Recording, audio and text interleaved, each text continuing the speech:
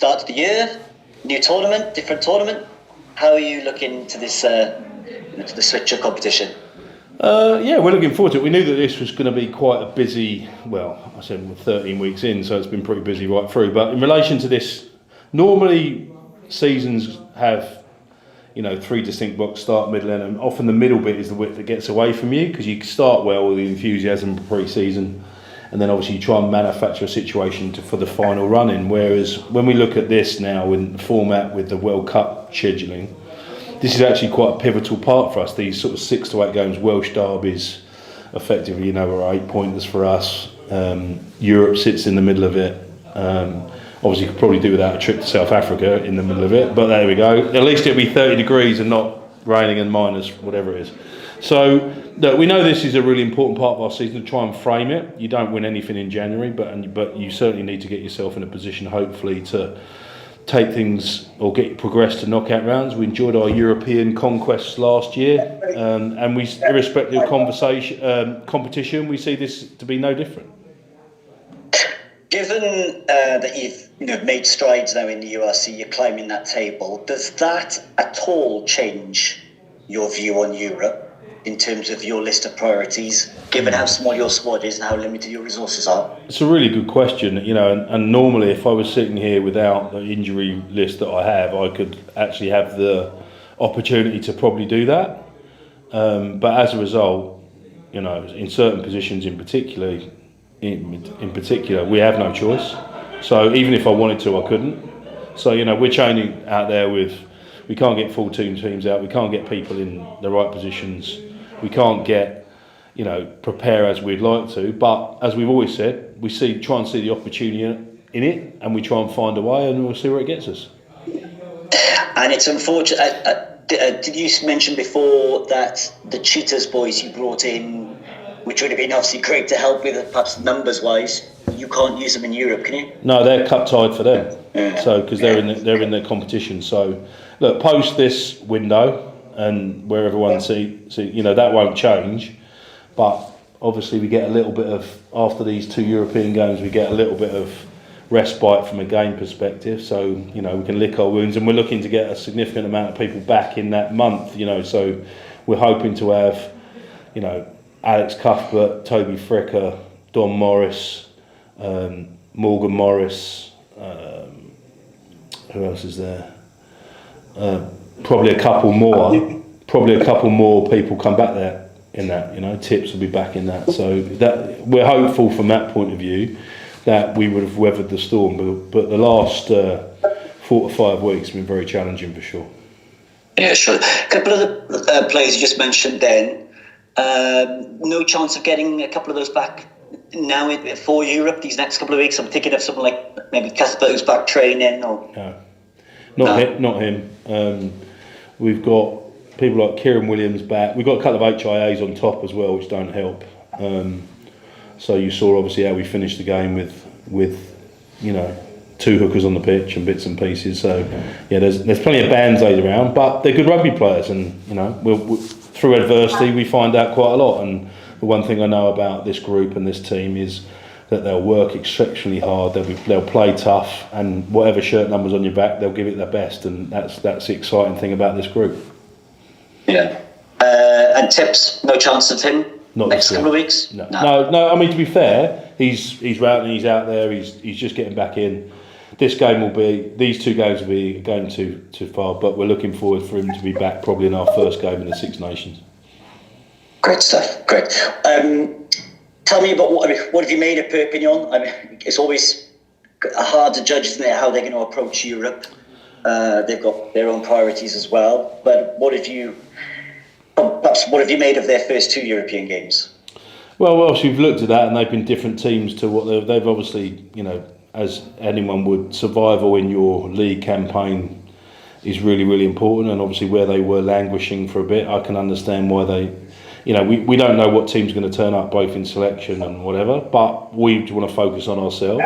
However, they've had some very positive results in recent weeks, which makes probably even more challenging. So they'll be more confident. They're certainly going to be big and physical, as we know.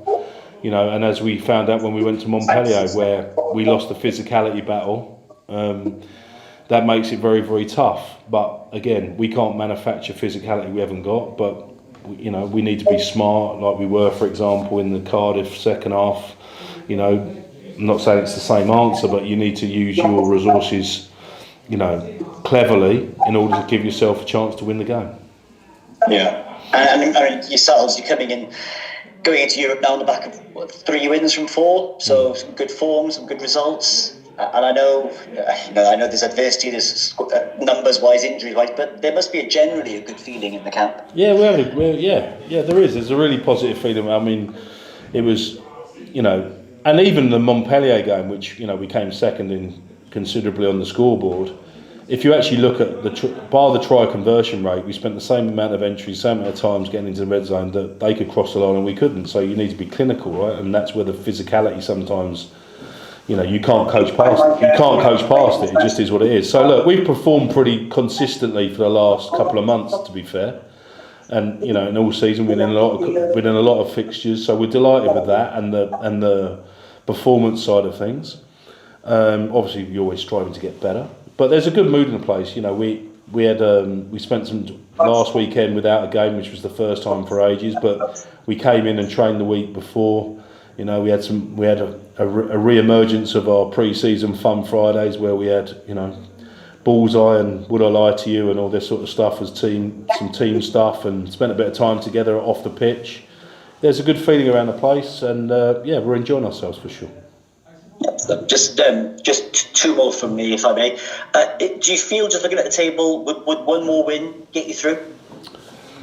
It's difficult, isn't it? Because, you know, again, if the most volatile Europe fixtures are usually round 3 and 4, or it used to be 5 and 6, but now it's 3 and 4 because depending on what's around. I think you could do if other results went your way. But we can only take care of the first bit, you know. So we'll see where that takes us. We want to progress without doubt. We've talked about the opportunity it provides for us and how much we enjoyed our experiences the year before. So we'll do our very best to make sure that happens. Good stuff. And just last one, on a more general issue, this one, and I don't expect you to comment on the specific case, but we've seen today about the extra wing, Faye Waboso, deciding, well, we suspect he might be opting for England rather than Wales. From a Welsh perspective, are there concerns, do you think, that with more young players going out of Wales, looking at academies, developing at teams, that Wales could lose more players to... Potentially. Pay your money, take your choice, unfortunately. And look, we've got to create a positive environment that people want to be a part of. You know, and I'm sure the young man in question, I can't comment for him, has got his own reasons. You know, he wouldn't be the first player to go across the bridge, would he? And he probably won't be the last. But we want to try and keep, you know, good players in the regions for sure, because you know, that's what's going to make a stronger Wales. But the other side of that is our programmes and our competitiveness has to warrant that. And when you're trying to keep competitive squads, sometimes, you know, those things are difficult to balance. Yeah, great stuff. Lovely. Thank you very much. Matt. Cheers. Right, Toby, you all right? Good, thanks. Good. Just on Matt's question on Faye Waboso, are you a bit shocked that more people aren't talking about Keelan Giles? Because when he's played this season, he's played really well, and obviously, you know, you look at he's got top end pace, isn't he? Are you a bit shocked that he's not mentioned a bit more in terms of Wales' selection? I'm not necessarily shocked, because nothing in rugby shocks me anymore. So from that point of view, Keelan's a very, very good player. Obviously, he had a little bit of an injury blip. When he's been on the pitch, he's been very, very consistent for us. So from our point of view, we're delighted to have him. And like we say to all of our players, and the players, you know, all they can do is the stuff they do on the pitch. And if he consistently does it, then he'll get looked at. And that's the challenge for everybody. So look, there's some good wingers around as well, mind. You know, there's a lot of good wingers in Wales. And from that point of view, you know, if there's an opportunity for Keelan, I'm sure he'll grab it with both hands. Did you think he's got that international potential? And because obviously it was before your time, but when he was younger, he was in the Wales squad, didn't quite get a cap. Obviously, injuries presumably that's the main reason he hasn't been capped. Do you think he can sort of go to the next level? He can certainly score tries, as you saw in poor conditions. He can finish, and basically the winger's job is to put the ball over the line, and he can certainly do that. It really depends on the makeup of your team, because there's always a balance between speed, power, guile, skill sets, and whatever. And it really depends on what else you've got around you. There's no point in having a speedster on the wing if he doesn't get the ball. If he's end up chasing kicks or he's doing whatever. So it really depends on what the people that are picking him in a winger for sure. So yeah, but ultimately, we're very pleased to have him. Yeah, obviously good news last week. Lance Bradley coming in as chief executive. Just your general thoughts on that. Seems to be a really positive move for the Ospreys. Yeah, great to have somebody in the building. It's been a long time, for us, and having people that have got a track record in the industry. Aren't as readily available as it. So to see someone like Lance come in and be good and bring that experience, like I did from a coaching point of view, into a region, can only be a good thing. Yeah. We were speaking about players leaving Wales. Are the Ospreys far off signing any players externally for next season? Is there any sort of update on that side of things? Steph, I can guarantee you'll be the last to know. I can guarantee that. No, I'm joking. From that point of view, we've got those conversations are ongoing at the moment. The first part of it is retention, as it always is, and then, as for all the reasons that you've talked about, it becomes a bit more problem. So once we know what we've got left in the building or keeping in the building, then those next conversations can start to have. It also, at this stage, you're looking at what actually is out there as well, because that often shapes that conversation as well. But no, things are progressing, and hopefully we've got some news pretty soon.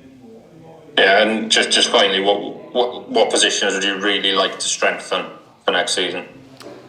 Again, it's the same answer, boring as it is, like the last one. Depends who leaves, depends who goes. There's a necessity to have certain amounts of players. The skill here is not to get distorted by your injury count. So if you looked at our injury counts, for example, in our back five of our scrum, which we're predominantly where it's a strong area for us, you go, we need more back row players, or we need more second rows. But actually, if you look at it, we don't. We just need the ones we've got to be fit. So you've got to be very careful about not being reactive, and that's why there's a strategic element to it. Both with us and with Y11 and the cheat a bit and bits and pieces, and we'll find a balance from there. Brilliant. Thanks for answering my questions, and good luck in the weekend. Thank you. Cheers, mate.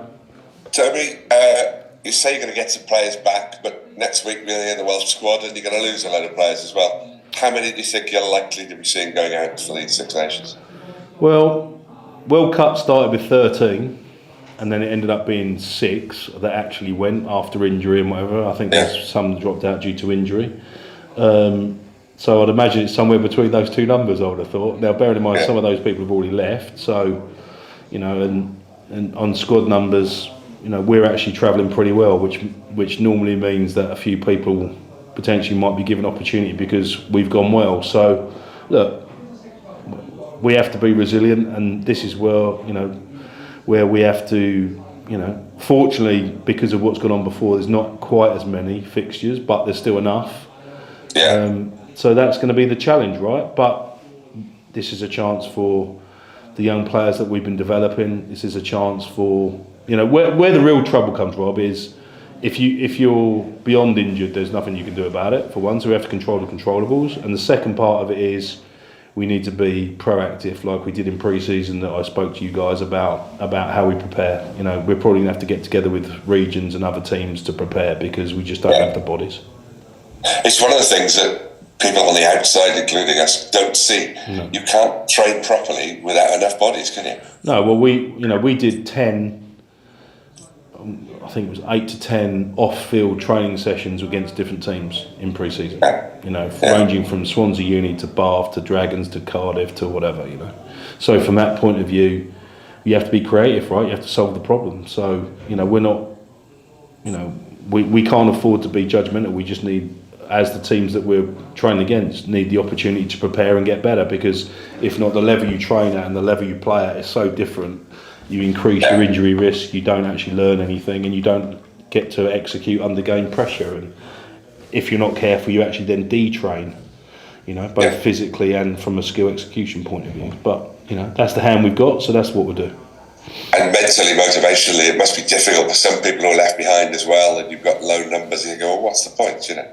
Yeah, I think though, but our group's good for that. You know, we spend a lot of time, deliberate time, culturally, spending time like we talked about earlier, but also having fun, being deliberate, trying to fresh it up. You know, because when it is becoming when the grind really kicks in this time of year, weather, you know, blah blah blah, low numbers, you've got to find a way. You've got to find a way to make it engaging. You've got to find a way to, you know, to keep the higher purpose high, and then. Hopefully you can weather the storm out and then, you know, get yourself in a position where, you know, we're progressing. Does the coach do a stand-up comedy routine, or? That'd be a pretty low motivation, I would have thought. But I do have some very funny people in the building, so that helps. Are you expecting any of your two young bucks, Morgan Morse or James Fender, maybe to come into Gatland's thinking next week, or are you hopeful that they won't? For them, of course. I think that obviously the mindful thing is about we want all of our players to reach their potential, 100%, right? Because the more they're motivated, the better they'll be, which means everyone benefits. If people are taken into international programs, it's a great opportunity, but there's also a necessity for play. So balancing out on an individual basis, for example, would Morgan Morse learn more playing for us, starting for us, than he would playing for Wales under-20s? Yeah. That's a question. Now, I don't put my opinion on it because he's been there and done that. So, but if he wasn't playing, then absolutely. So this is why we can't just go, it's a carte blanche answer for everybody. It really depends on who it is, where they are in their IDP, and that could be people coming back from injury, for example. They need different things. So we've just got to basically try and marry all these programs together and get what's best for the teams involved, the regions involved, and obviously the player themselves. Yeah. Great. Okay. Well, keep on going. Thank you. Thank you, mate. Hi Toby. Just one for me. I'm just wondering the Bridgend experience. Is that you obviously had a big crowd against Perpignan? You had 8,000 at Bridgend. It was pretty unlucky with the weather. On the back of that, is that a good or a bad thing in terms of trying to get people into Swansea Arena? I think that, you know, no one could legislate for what actually happened on the day with the conditions, right? But people had committed a lot of their money and time to come watch a game of rugby at Christmas time, you know. So we need to get the game on, and ultimately, you know, I'm sure the TV didn't expect to go to Blue Planet either. So, you know, look, there's a lot of lessons to be learned from it, but ultimately, the conditions were the same for both teams. You know, they played very well for one half, we played very well for one half, and we ended up getting out on top. From a fan's perspective, yeah, as I referred to it on, so you know, there was a bit of old school in that, you know, and we got to remember why we played the game in the first place. But you know, from that point of view, playing with a large crowd that are celebrating your achievement should never be sniffed at, because that's a good energizer for the team, and the more people we can get out to come and watch us, so starting with Friday, you know, back at the .com is important, and whether we were playing there, St Helens, Neath, wherever, we want people to come and watch, and that much motivates us all.